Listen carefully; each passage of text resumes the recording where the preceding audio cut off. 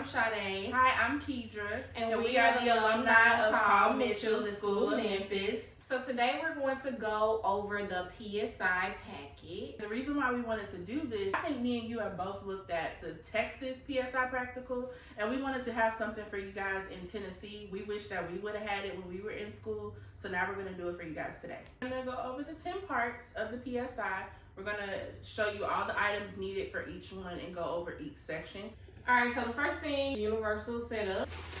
I suggest getting a big bag of putting these items in. You have to label everything, and how it's labeled is pre-exam, setup, and disinfection. And then you want to also list it as being sanitized supplies. You put that on every label. Make sure you have a whole roll of paper towels. You're going to need the whole entire roll. You're going to need these. And this actually goes in your bag as well. So during the setup, of course, they're going to advise you to take this bag out. You have about 10 minutes to do your setup. So unzip your bag that you're going to take this out of and spray your section with the EPA disinfectant spray right here.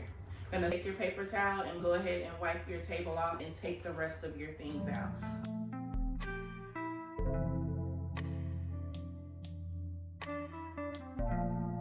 Also, you will need 2 containers or 2 trash bags, one being multi-use, one being single use. Anything that's single use is going to be like your nasty paper towels, anything that you can only use single use. Your multi-use items are going to be like your combs and your utensils and implements that you put in your multi-use bag. You do have to utilize both of those bags, and you do have to make sure that you are putting your items in those bags. And this concludes your universal setup.